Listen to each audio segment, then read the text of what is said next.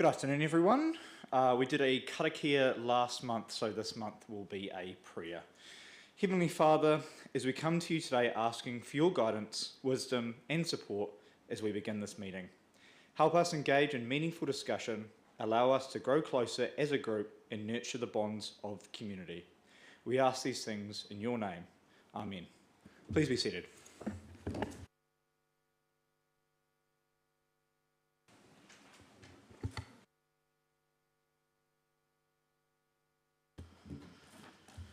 Welcome everyone to this afternoon's council meeting, the November council meeting. Welcome to councillors, media, staff, and also to a full chamber, which it feels like it's been a while since we've had one. So thank you everyone for taking the time to come out on what has been quite a sunny day. We will kick straight into it. I have an apology from Councillor Richard McPhail and an apology from Councillor Stuart McDonald. Do I have any further apologies? Could I please have a mover for those apologies? Councillor Phillips, seconded by Councillor John Gardine. I'll put the motion. All those in favour, please say aye. Aye. And against? The motion is carried. We have two speeches in public forum here today. The first, we will have Bryce and Laurie from Groundswell. I believe they're here somewhere, hiding, hiding at the back. And then, excuse me, just let me finish, please, Councillor. And then we will have Hugh Gardine, who I can see after them. Just so that we are clear, Groundswell will have 10 minutes as there are two speakers, and then 5 minutes for councillors to ask questions. And then Hugh Gardine will have 5 minutes to speak and then 5 minutes to answer questions. I just want to make it very clear with these presentations here today that councillors, you are welcome to ask questions but not to necessarily answer them. And also that no decisions can be made from these presentations as they're not relevant to the items in the agenda. All clear? Sounds good. Have my gavel here just in case things get out of hand as well. So Bryce and Laurie, if you want to come on up. And it looks like we've got a microphone ready to go.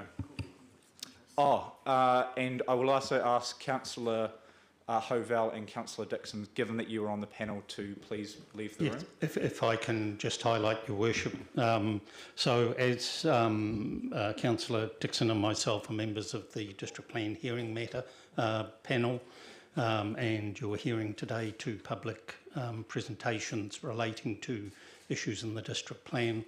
It's important for integrity of process that we both leave the room during those presentations to you. I just want to highlight as well that a minute in relation to the reconvening of the SESM hearing in February has been issued by the panel today, whereby we're proposing to, rather than reconvene on the 10th of February, reconvening on the 24th of February. And I'm sure there's people here who will be interested in those dates. So we will now excuse ourselves and ask for someone to come and retrieve us after the presentations. Thank you. Thank you, councillors.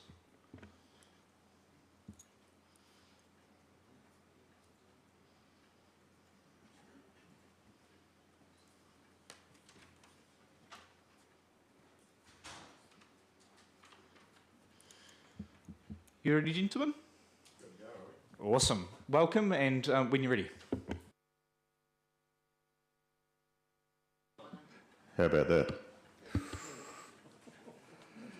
Okay, so I'm going to speak first because normally when Bryce starts speaking, no one else can get a word in edgeways, so I've got to take my chance when I can.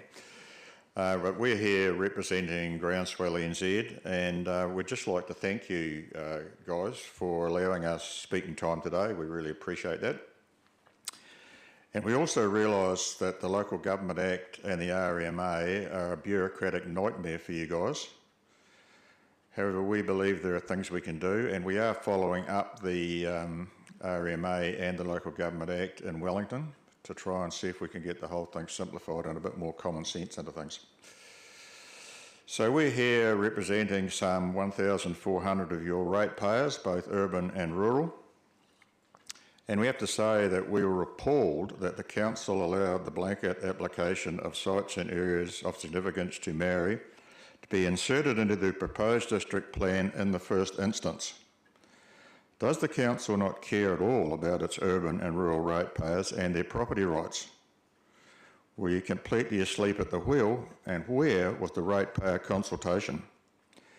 Your ratepayers rightly feel that they are just a cash cow for whatever harebrained scheme the council comes up with, and we've actually had enough of it. Rates up 21.4%, and I'm told maybe another 20% next year. Are you kidding me? That ain't happening. All you are doing is taking debt off the council balance sheet and putting it on to the ratepayers' balance sheets, some of which are a bit sticky at the moment as well. Thanks very much for that. We really need it. And inflation is just 2.2%. It seems way over the top.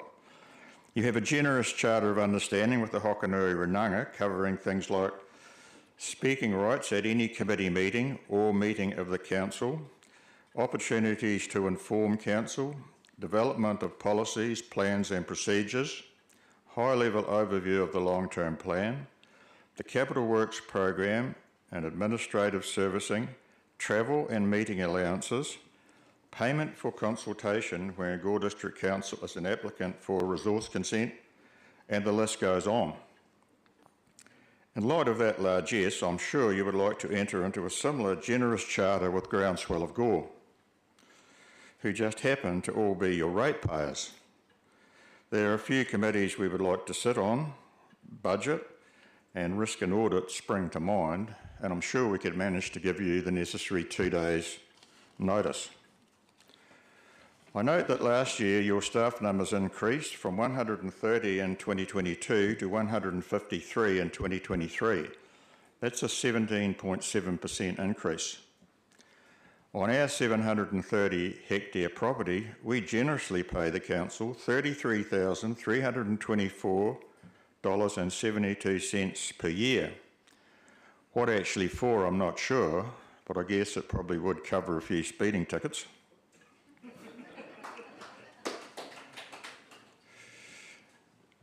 So there's no 17.7% increase in labour out there. We've had to cut our cloth to suit. You have ratepayers who have had continual residence on their properties in this district for over 150 years, not just a walkthrough. They feel betrayed and more than a little bit insulted by the exorbitant rates rise and the SASM proposal now morphing into Ngāi Tahu cultural values. Maybe you're not aware that the government is in the process of rewriting the RMA. This new proposal is, of course, just another smoke and mirrors attack on property rights. As far as we can see, the new idea will just create an administration nightmare and more bureaucracy. What are the high-risk activities requiring cultural assessment? Activities close to rivers and streams is too broad and problematic for farmers. How close? What is the definition of a river or stream? What activities? Can you explain to me what tikanga-related activities actually means? More confusion and more cost. Now, it's important to mention that we don't think the Rananga is at fault here. It's the council who have forgotten their duty to their ratepayers by going ahead and notifying a proposed district plan with this level of uncertainty and potential for arbitrary bureaucratic intrusion. Ngāi Tahu reached a full and final settlement with the Crown in 1998, so the whole thing needs to be binned and any significant areas identified with the agreement of the landowner and should be registered as heritage sites. End of story, as is the case at Tūtarau. It's one thing to say that the local iwi should be consulted about a burial site, the sort of thing that the RMA intended in Section 6, but completely another to say that the whole district is significant and everyone needs to wonder what rules might apply to their land. Who in their right mind would invest in the Gore district with this uncertainty of their property rights? I wonder what would happen if the 1,400 urban and rural ratepayers out of frustration, entertained the idea of a rates freeze, maybe not paying up. You may have many legal and political constraints that your lawyers and staff will highlight, but you have a further and higher duty to your ratepayers that councils are all too quick to forget. The council needs to go back to the drawing board and produce a district plan that respects property rights and ensures certainty for landowners, both urban and rural. We and your ratepayers are paying close attention, and the next election is less than a year away. I note that 2 councillors who are also commissioners have stepped away from the table today. A pity, I think, as we are here to tell you what your ratepayers are feeling. Maybe they are perceiving a conflict of interest. Also, I note that the chairman of the independent group, was also a contractor for planning to the council before he elected a councillor and is now a commissioner. I think that even blind Freddie the ratepayer would conclude that that is a conflict of interest and would expect you, as councillors, to do something about it.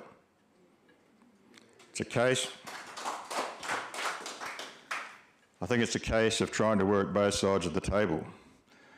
And really, we want to know, Mr. Mayor, what you guys are actually going to do about this, because there's a fair bit of unrest out there. I'll hand over to Bryce and he'll do the next 15 minutes.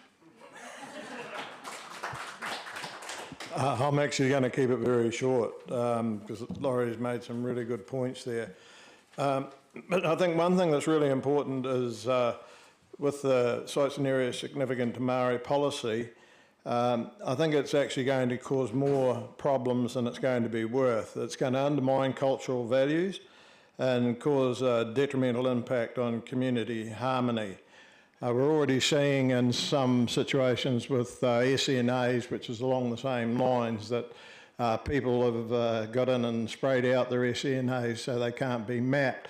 And I'm sure that the last thing that iwi wanted would have been farmers who they're relying on to report things of significance actually taking whatever they plough up and distributing them somewhere where they can't be found. So the minute you start legislating for something, you always bring in another side of the story that's not quite as nice. So, the other thing is I'd like to ask is where did this actually come from? Being the first council off the ranks to do it, was this driven by council, a member of council? Was it driven by the community, or is it driven by iwi? I'd like to know where it actually originated from, because it's actually not happening anywhere else yet. It will come, but it's not happening there yet. So if you could answer that question, if anybody knows, I'd love to know where it is actually driven from. Or it could be staff. So that's about all I've got to say, but you've got a lot of really upset ratepayers, I can assure you about that, and they feel that they've been left out. Thank you. Thank you, gentlemen, and thank you for staying on time. Really appreciate it, and also the respecting the rules of the chamber. Really, really appreciate it.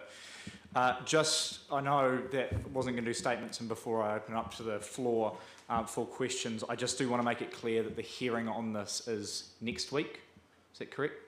Start of December, and then there's a further one early next year. I believe there's a hearing next week, and then there's a further one next week if the time frames are still the same. So that is where this will be battled out properly as part of the process. But I will now open up the floor to councillors if they have any questions.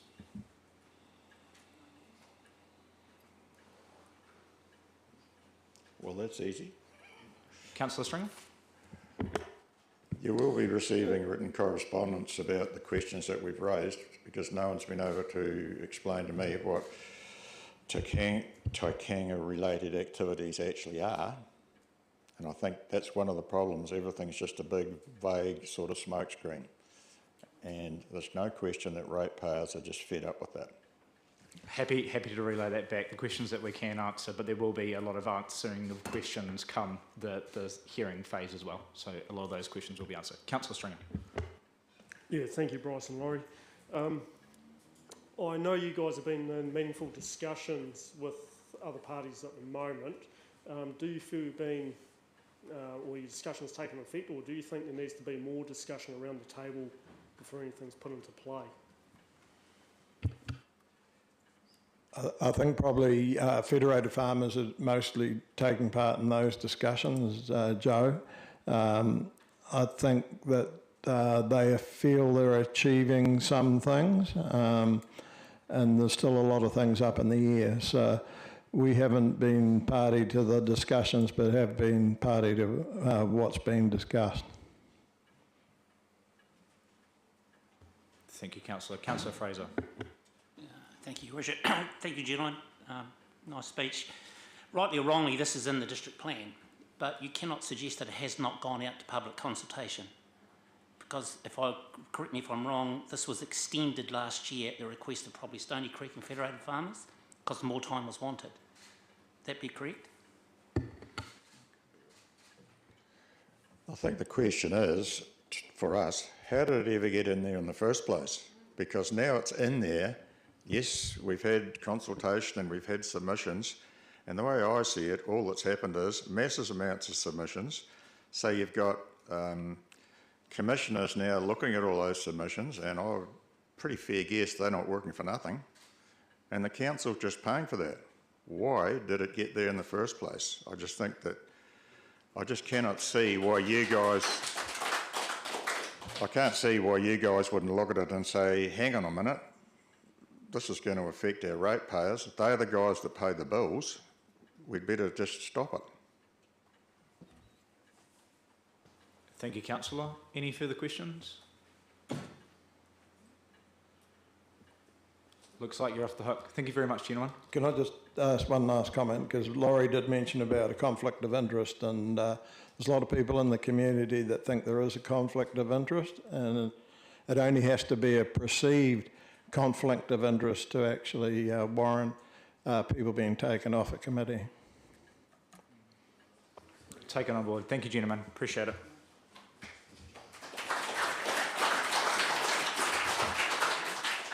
Are we supposed to wear the Christmas hat? Ben? You can now if you like. Did we want to grab the two councillors? Yeah, we've got Hugh, but Hugh's going to talk about some other things rather than the same stuff. Is that correct? Yep, cool. So, 2 of 3 parts. Okay.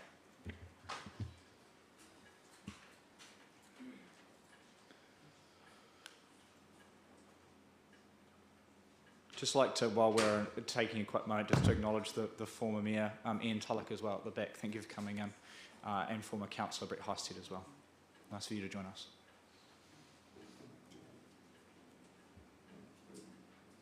Do you want to come on up, Hugh? And you can get all prepped while we go find our councillors.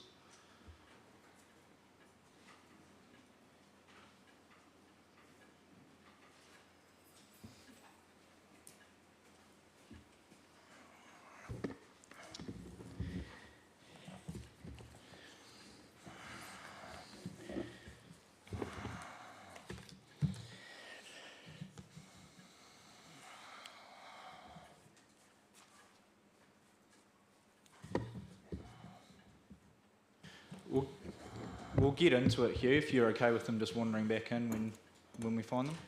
Oh, there we go.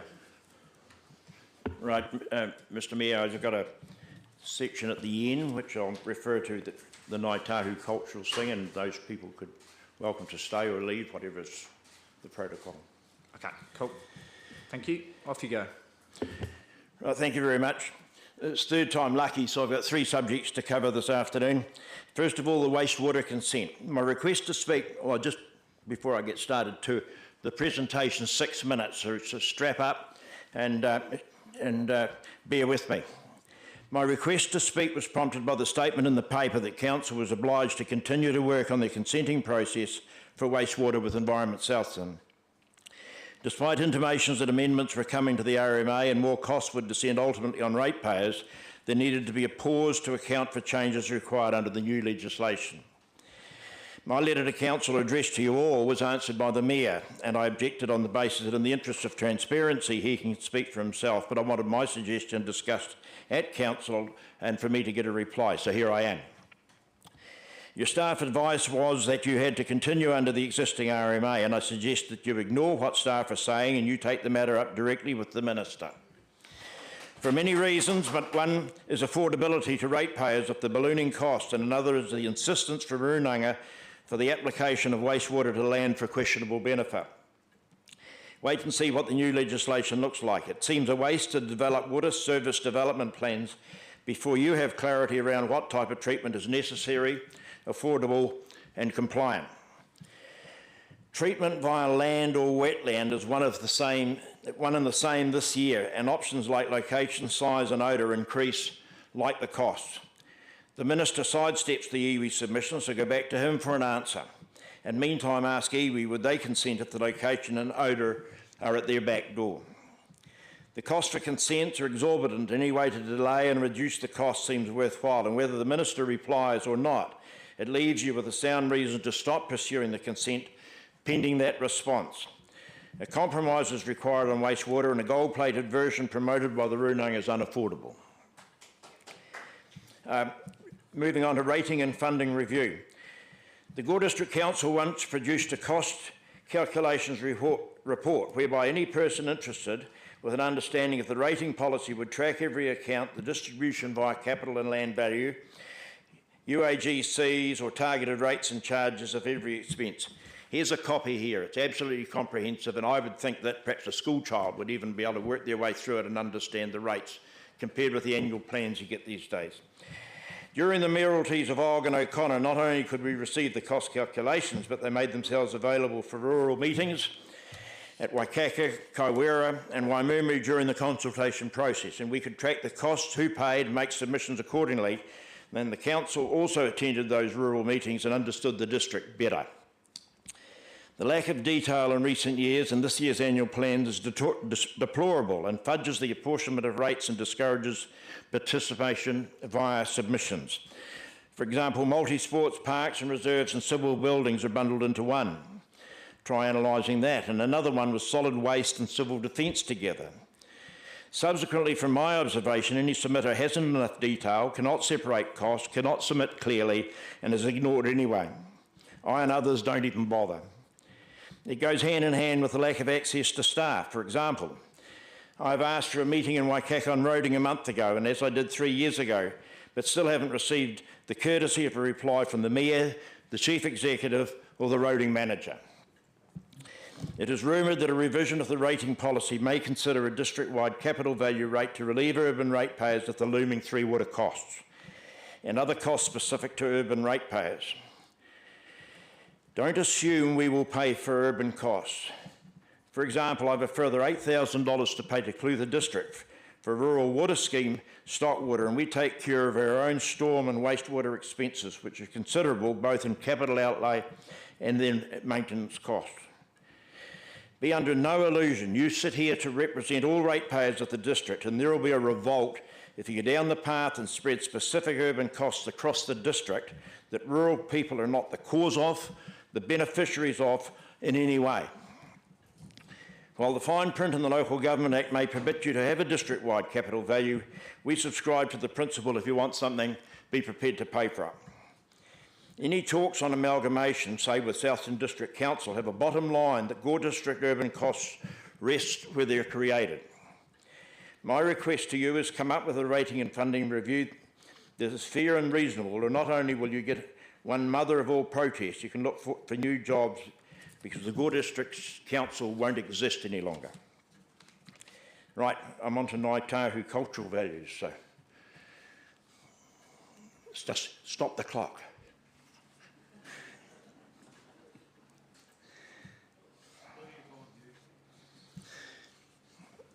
You've got minus 8 seconds, Hugh.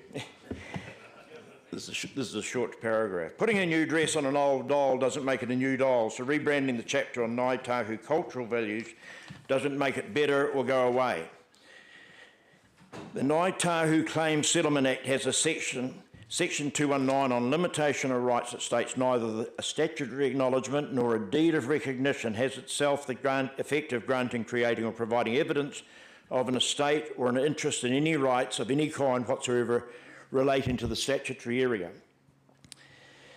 The Land Transfer Act and the Land Act lay out the owner-occupier's rights given with the transfer of and holding a freehold and leasehold title. Title rights grant peaceful and exclusive occupation of land described on the title to the owner. Both acts were written and adopted after the treaty, and no condition was made at the time that Ngāi Tahu or anyone else has a predominant rights, so why would any apply now? It is submitted and expected you councillors respect the issues around ownership. You have to ensure if any activity currently allowed be denied owners that a freehold title by imposing additional consenting costs on them in future. The question I have, does the council have the final say over the consents in the plan, or will the recommendations of the hearing commissioners be the last word? If you want to divide our district on a tribal basis, keep going. Some families have owned their properties in this district up to 150 years, that with the adoption of this cultural values chapter will be compromised, not now by local runanga even, but on the submission of Ngāi Tahu lawyers that no one knew was coming, we didn't ask for and you have included without a mandate. The result will be increased caution on using capital in the district and likely will curb bringing capital into the district. The district plan needs to reflect the needs and aspirations of all residents here and immigrants coming to enjoy the resources of the district. Any rewrite allowing some veto to Ngāi Tahu over construction or development is contrary to that objective. Gore District is a farming community with industries, businesses and professionals that service this community, and Gore District Council should never ever forget to respect ratepayers and the local people first. Thank you.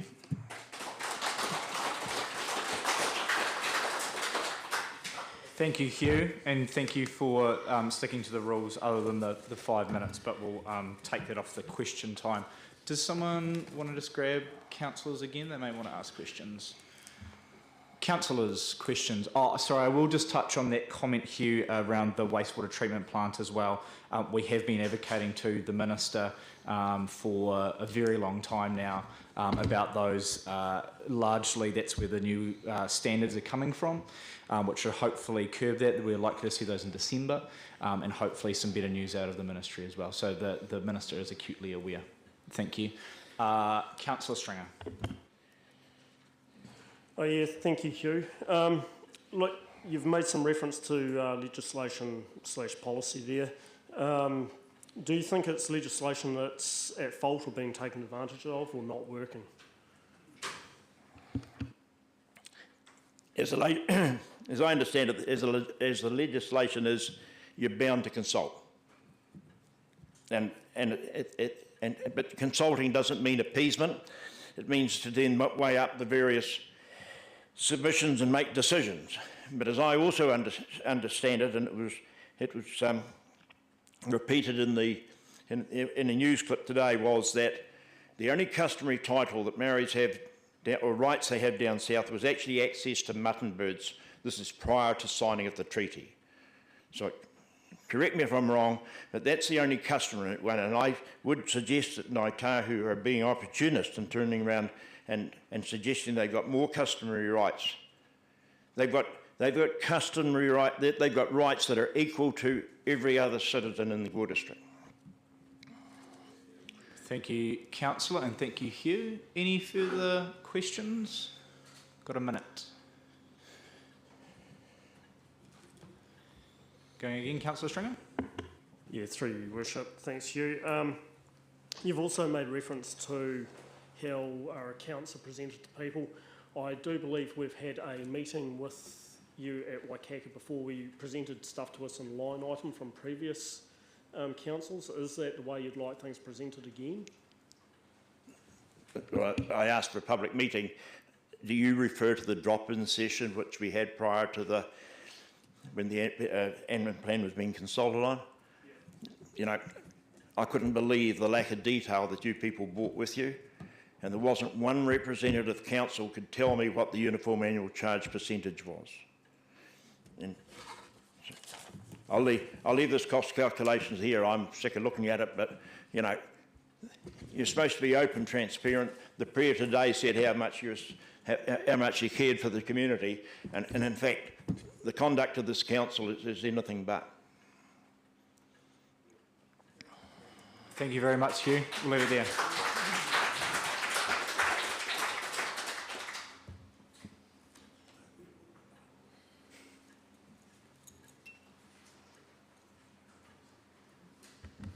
Thank you very much to our speakers and for the public for staying calm during that as well. I do appreciate having a civil conversation.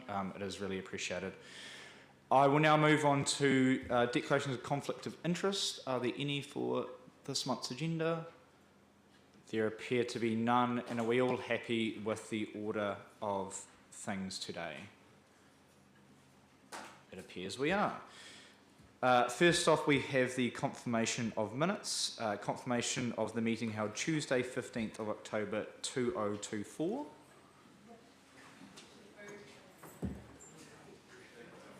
We'll take our time on this one.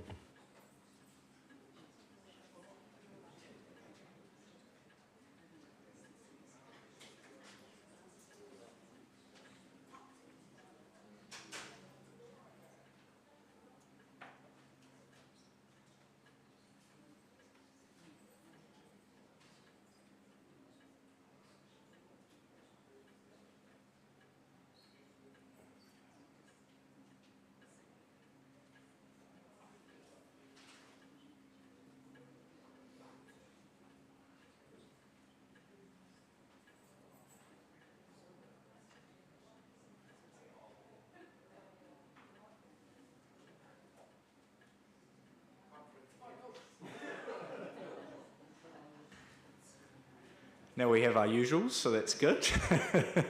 Thanks for staying with us. Do I have a mover for those minutes being true and correct record? Councillor Fraser, seconded by Councillor Paul McPhail. I'll put the motion. All those in favour, please say aye. And against, the motion is carried. Audit and risk on Tuesday, the 29th of October, page 12. Questions? Mover? Councillor Reid, seconded by Councillor Phillips. Oh, no, don't want to move. Oh, sorry. Sorry, Councillor. Councillor Phillips, seconded by Councillor Reid.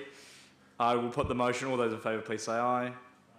And against, the motion is carried. And the Assets and Infrastructure meeting on Tuesday, 5 November. I'm sorry, go back one item. I thought we reached a view that in terms of standing orders, only members of the committee should be moving and seconding. Councillor Phillips was in attendance with myself. He wasn't a member. Thank you. Councillor Stringer, you happy to move? And Councillor Reid, still happy to second? I'll move the motion again. All those in favour, please say aye. And against, carried.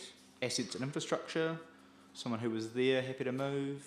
Councillor Gardine, seconded by Councillor Paul McPhail. I will put the motion. All those in favour, please say aye. And against, the motion is carried. Righto, reports for information. We are on to the National Policy Statement for Urban Development 2020 NPSUD monitoring on page 21. I believe that we have Joe with us to speak to this. Yes, hi everyone. When you're ready, take it away. Okay. Yeah, sure can. Okay, perfect.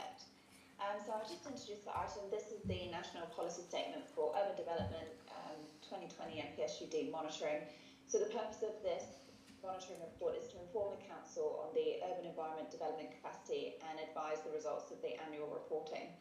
I will just go through the summary of the key findings and then take any questions that you may have.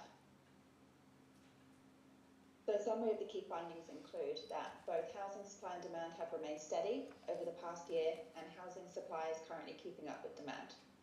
The Council has increased housing and business land supply as part of the District Plan Review in order to meet the housing and business capacity requirements of the NPSUD.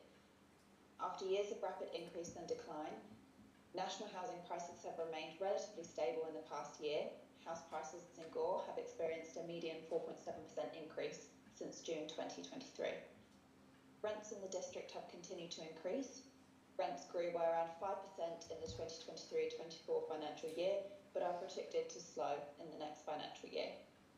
There is still a need for affordable homes, but the number of people on the housing register has decreased over the last year. Despite rising house prices and rents, Gore is still a relatively affordable market compared with other areas of New Zealand. Recent resource consent data indicates a preference for greenfield development with rural living opportunities rather than residential infill. However, historically, long-term population growth has primarily been residential infill development. In relation to business land availability, agriculture produced the largest share of Gore's GDP in 2019, followed by manufacturing. Within the agricultural sector, dairy farming holds the largest GDP share, followed by sheep, beef, cattle, and grain farming. Given the greenfield rural lifestyle developments, the demands on productive land resource needs to be managed appropriately to not impinge on rural productive value, and this is reflected in the proposed district plan. Happy to take questions. Perfect, thank you very much. Councillors, questions? Councillor Hovell. In terms of demand, what regard is given to reducing household size, particularly as the population ages and the number of people living by themselves is increasing?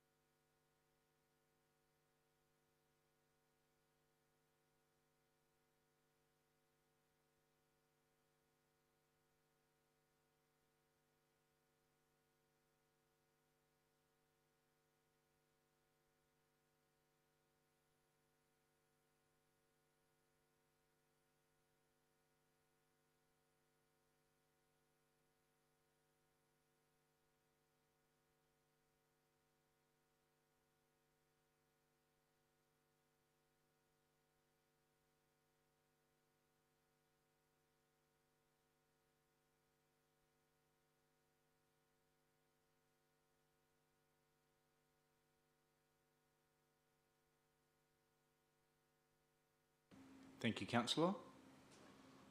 Councillor Stringer. Through you, Worship. Is the district's population growth, is it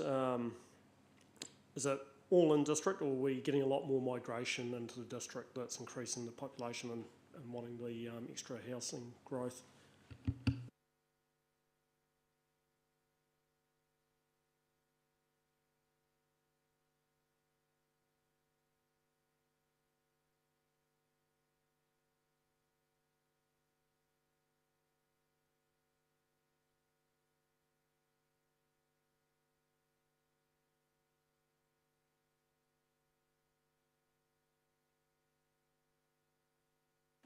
Thank you, Councillor. Councillor Fraser. Yes, I'm just expanding on that because in point 10 of the context they talk about 650 to 860 new dwellings in the next 20 years, which in quick calculations, maximum of 43 new builds, or is that a combination of everything?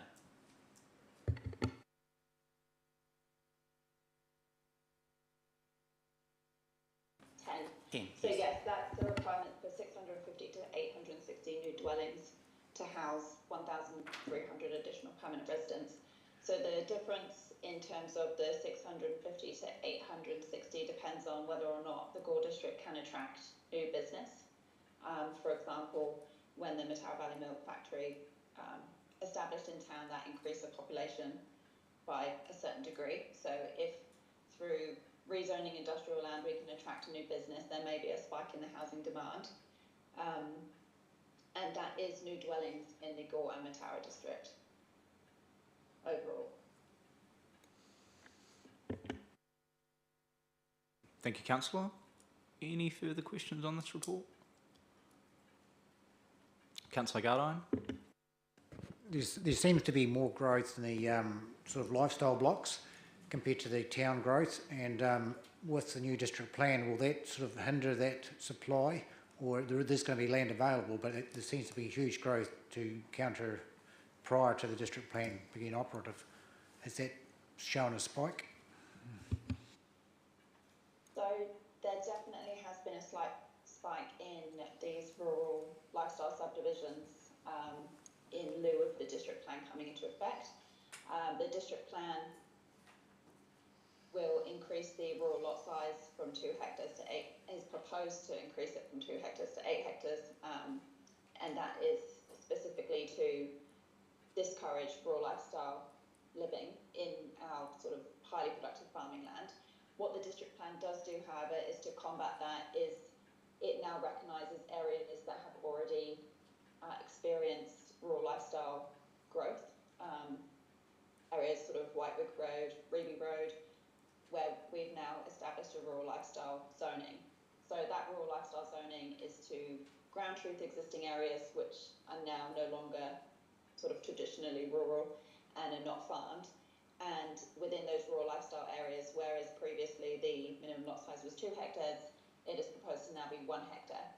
So that we're still providing an opportunity for rural living activities in these new rural lifestyle areas so that we can still provide for the demand if it is there, but whilst still protecting the rural productive land that we do have, given that based on the statistics, we need the agricultural sector in order to be sort of financially successful in Gore.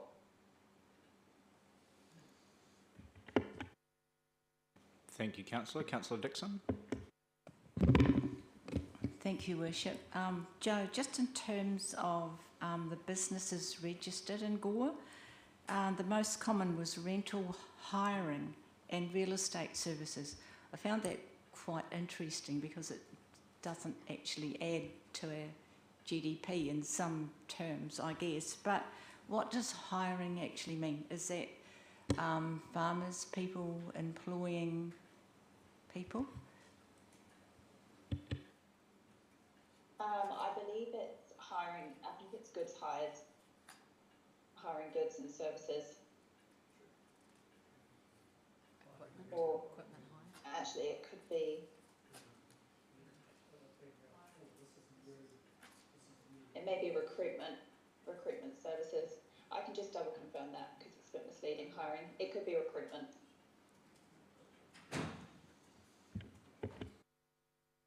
Thank you, Councillor. Councillor Gardon. Overall, the report shows a positive stance on the housing in Gore. Will this have an effect on our social housing build? Because we've only got 20 people on the list wanting housing, and that's come down.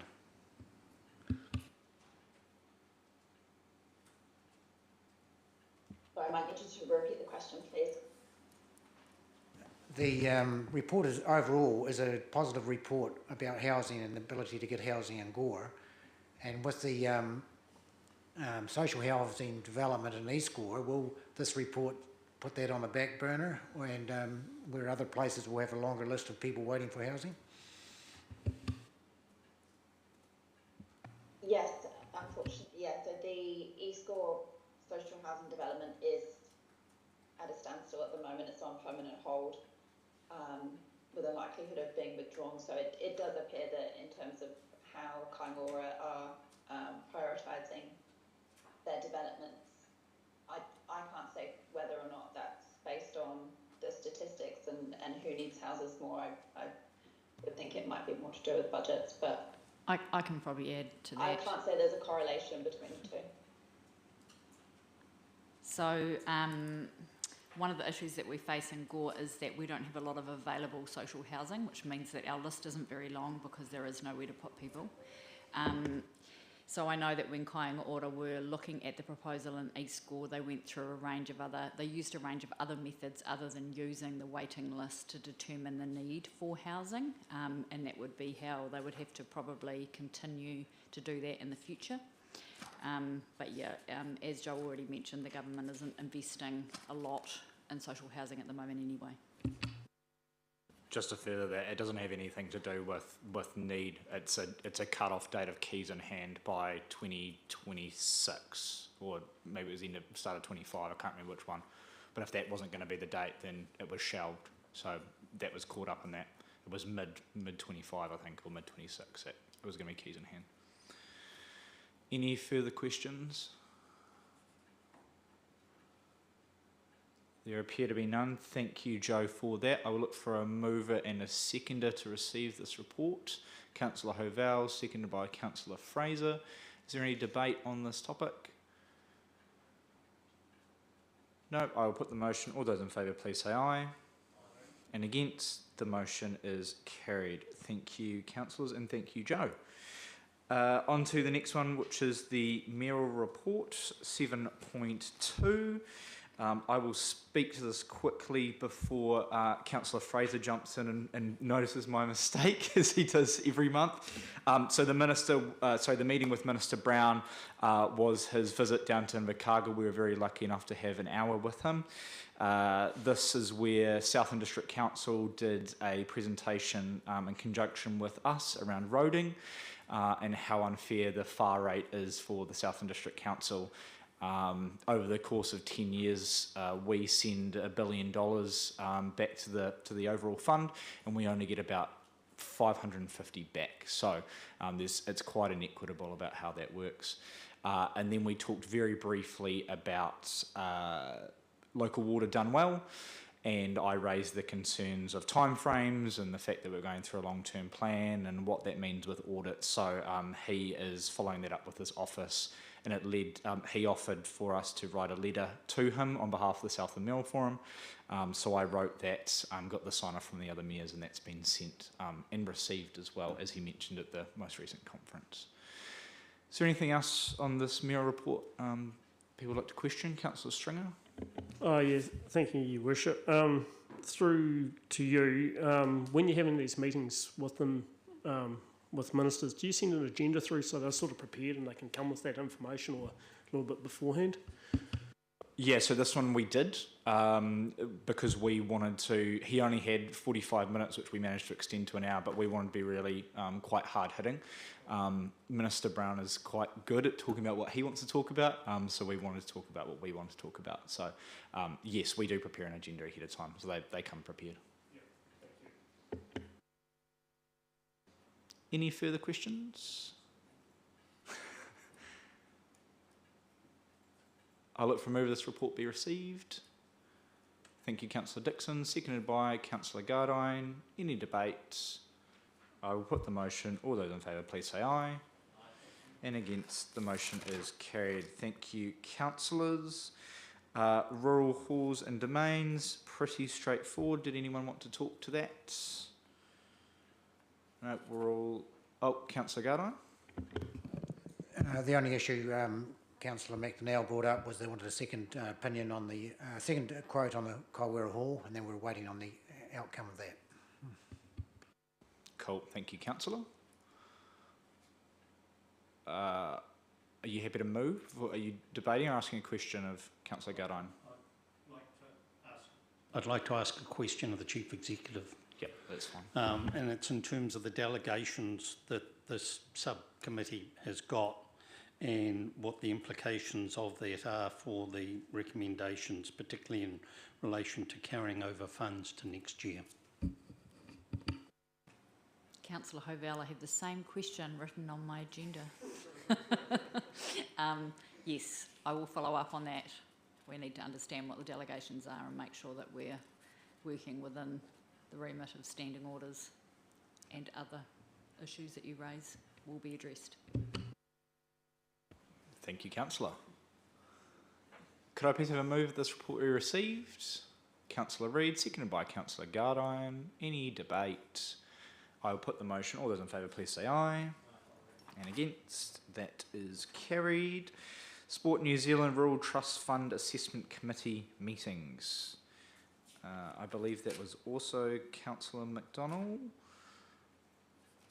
All looks pretty straightforward to me. Any questions?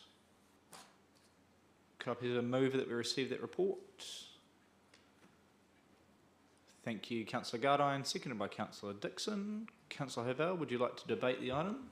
Well, again, the same question arises, and the issue to me is decision to carry balances of these types of subcommittees over to next year.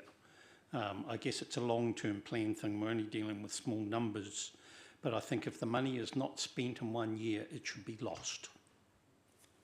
So we will check what the delegations of the committee are, and we will just check what the process is for that.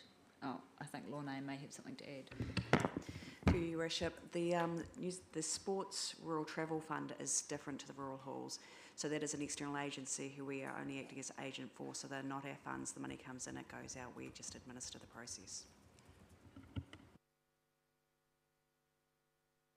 Thank you, Lorna. Any further debate? I will put the motion. All those in favour, please say aye. And against? The motion is carried. Thank you, councillors. On to the Local Government New Zealand 4 monthly reports. I will add some context as we've just come from combined sector last week. So unfunded mandates, there's some good stuff in there to help councillors explain to the community the amount of unfunded mandates that we have coming down on us. The point that I wanted to note there was the spokesperson for local government for Labour, off the back of his leader, said that there will be no unfunded mandates if Labour is to get in next time round, which, I mean, will be great if that can happen, but I just wanted to share that publicly. The funding and financing toolkit has now gone out, and I know is in councillors' inboxes. There are some interesting ones there for us. There are also ones that have no relevance to us whatsoever, such as congestion charging, tolling, really anything to do with roads. We probably won't be implementing.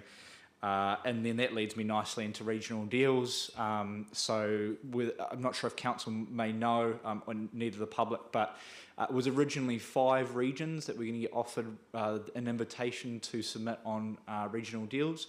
They've now opened that up to everyone. So all regions have been asked for a light touch invitation to present a offer of a regional deal.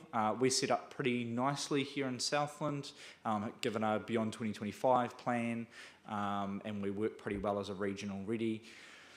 Whether there's benefits in those regional deals or not, I think is a debate that we need to have, but there is an information session coming up that we'll be able to sit in on and have a bit of a listen and see what they have to say. So that's another piece of work that we get to add to the ledger.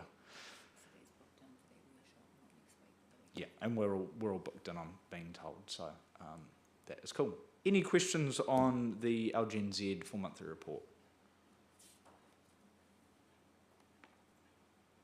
There appear to be none. I'll have a move that the report's received. Councillor Stringer, seconded by Councillor Mackenzie. You haven't had a go yet. Would you ever move that? Cool. I will put the motion. All those in favour, please say aye. And against? The motion is carried. Thank you very much. We are on to... It says this is a report for information, but it's a report for decision really, isn't it? That's okay. Staff warrants and authorisation. These are just pretty straightforward procedural. Any questions? I'll look for a mover. Councillor Fraser, seconded by Councillor Reid. I will put the motion. All those in favour, please say aye. And against? The motion is carried. Thank you, councillors. Now on to the big item for the evening, reports for decision, which is the Gore District Council annual report and annual report summary for the year 30 June 2024. Lorna, would you like to come up?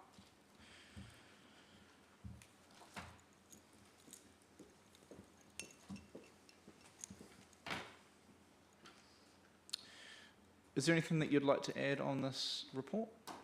Cool, go for it. Thank you, Your Worship, and through Your Worship, I just wanted to start by acknowledging the staff who worked on getting the annual report over the line and for that to the point where we can adopt it today. Over 1,000 hours of staff time goes into delivering these statutory documents, and with a small team at Gore District Council, it requires significant input on top of business as usual, including additional hours and weekends to get these pieces of work over the line. So a big thank you to all the staff that have contributed to getting us to where we've got to today. There is very prescriptive legislation around what the council has to report on, and also around the format which we use to do it. The council follows the best practice model financial statements adopted by the sector. As part of delivering the annual report, the council is required to have the report audited. The external audit of the council's annual report gives the community assurance that the numbers are misstated are materially correct. The audit also looks at our systems, our controls and our processes. And what the auditors have reported back to the councillors is that whilst there might be minor improvements that we can look at, there are no areas of significant risk or areas of concern for councillors. So with that, I'd like to acknowledge Deloitte, the council's auditors. They've been very patient and diligent over this process. They ask a lot of good questions along the way, and they keep us on track. The team on site was really easy to work with, and they made the process quite enjoyable for all involved. On to the results themselves. The year-end financial results should not be a surprise to the collective members or the community. The council adopted an annual plan that budgeted for a deficit. By doing this, they chose to subsidise and reduce rates by not fully funding depreciation. This means that not enough income was requested from ratepayers to cover the costs of operating the business. Not fully funding depreciation is not sustainable long term. Throughout the year, staff have reported to the council and community that the deficit was going to be larger than what was budgeted. The key contributing factors to this deficit have remained consistent: increase in the cost of depreciation due to revaluations, the increase in interest costs, meaning the cost of borrowing was higher, and the timing of the district plan costs, which the council has elected to debt fund. Like all organisations, there is always unanticipated expenditure. In order to keep rates low, the council does not build in operational budgetary slack or buffers. So when we have unanticipated expenditure, this does hit our bottom line and contributes towards the deficit. I'm happy to answer questions. Thank you, Lorne, and thank you for all the hard work that your team does put in. Well said. Councillors, any questions for Lorne? Councillor Reid. Thanks, Lorne. It's good to have this actually here in front of us at last. I'm looking at point 9 under discussion, the fact that the council's achieved 45 out of 55 non-financial performance targets. I did a wee calculation too, and I noticed that ICC only managed 71% and GDC have managed 80, closer to 81 actually, if the calculator doesn't lie. And I think that's a pretty good achievement, and congratulations to all the staff involved in that. Thank you, Councillor. Always better to be good than better than Invercargill. Councillor Dixon. Thank you, Worship. Lorne, I look at this and I'm thinking, what are we going to do for the next few years? Because it looks like it's unsustainable now because of what our planned income and then our actual income and what we've spent. So it is quite concerning, really. I understand you've had a lot of extra costs, and in the past year, I'm just hoping that perhaps for the next year that we can look more closely at this, because we can't sustain this. So as part of this long-term plan, we are looking at accurately costing our operational budgets, which means that we will have budgets that are properly scoped, which means we can avoid further operational deficits, and we will also need to look at how we fully fund depreciation over time. So I think I've talked to you all about that we might need to run at a deficit over time as long as we're working our way back towards a balanced budget. Councillor Paul McPhail and then Councillor Stringer. Thank you, through your worship. I think I agree with what Glenys has just said, and I think a lot of the public don't understand some of the costs in the district plan and the annual plan. And by putting them back, there's huge costs, and you look at these are all unbudgeted costs that we haven't put. We haven't, people don't understand how much money it is, and I don't understand it either, to be quite frank. But it's something that through everybody we have to work really hard at in the future, because it looks really bad on the balance sheet there. We can't carry on like that. And I agree with what Glenn has said. Try and stick to questions before we move the motion. Thank you, Councillor. Light touch, light touch. Councillor Stringer, questions? More a comment to Lene and the team. Thank you for your work on this and presentation. Maybe just moving with the times, like you're saying, 1,000 hours, template and AI, just get it to pump it out in 15 seconds and then just go through and check. I'm sure the auditors will love that, yes. Councillor Fraser. Thank you, Richard. There doesn't seem to be any questions, so I'm happy to move the recommendations as they sit. Thank you, Councillor. And a seconder? Councillor Hovell, would you like to make a comment, Councillor Fraser? Yes, I would. I, like many around here, just can not see this being sustainable. Lorna, your team's done a fantastic job, and you pass on my thanks to them for all the work that you've done. Councillor McPhail is right, we need to really look hard into how we're running this business. We've listened today to lots of people talk to us about spending and everything. We won't go too much into that, but yeah, we have an election next year. People believe that they can do it better. Well, we will see, but thank you. Thank you, Councillor. Councillor Hovell. I think procedurally I've just done a boo-boo because I actually would like to see an addition made to the recommendation, a G, and I just put it out there. I can't move it because I've seconded to the motion, I think. And G would read, if adopted, that the council acknowledges the tremendous work done by staff to prepare the annual report and thanks them for it.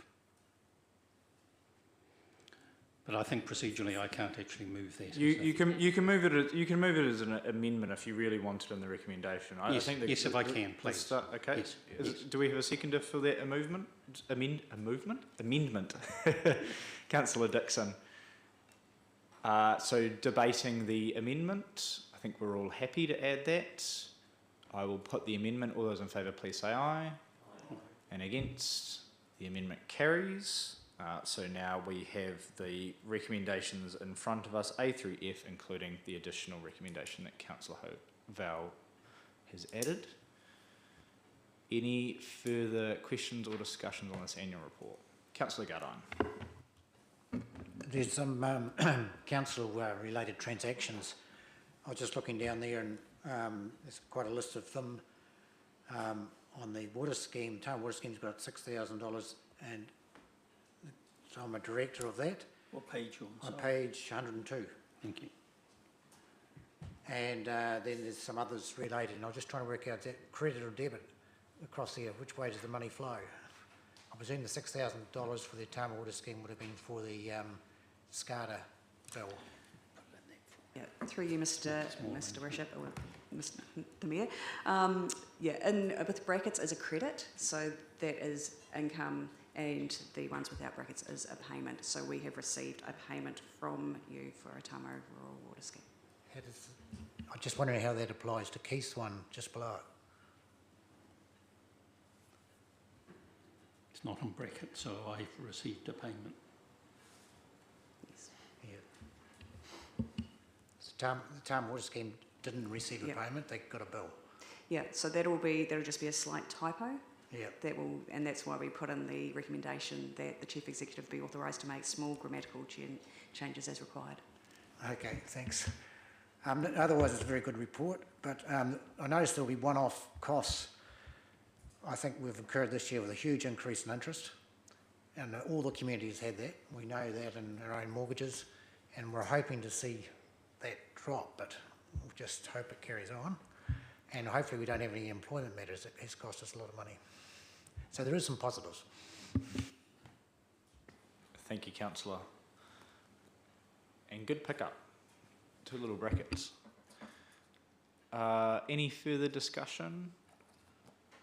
I had one point, and it might be better outside of a meeting, but just on page 109, I know we talked about at the Audit and Risk meeting where we discussed this around the 642, predominantly due to an employment issue. I was just asking for that to be split out. I was just wondering why that didn't happen. I understand that you're under time crunches as well, but if there's any explanation there. Through you, Your Worship, auditors didn't require us to be that to be split out, and I think that's quite comfortably explained under Note 10. So I think it's fairly obvious to the readers if they look at Note 10 where the additional costs sit. Okay, thank you. Any further discussion? Councillor Gardine? It's interesting, the government, in the paper yesterday, it was saying how the hospital bill, they were not going to go beyond 1.9 billion,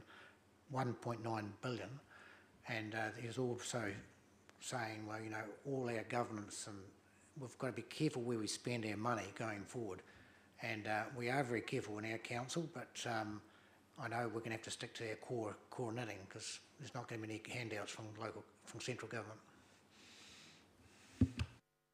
I think that's a fair point, Councillor Gardine, and as we learned from Treasury, and I'm sure we'll talk more about during the long-term plan, the government is also running a deficit, so they're trying to get their balance sheet figured out as well after COVID. If there is no further, there's no further discussion, I will put the motion. All those in favour, please say aye. Aye. And against, the motion is carried. Thank you very much, councillors, and also to members of the public. We will take a quick break as we let people exit the room, and then we will resume for the in-committee part of the evening. Thank you.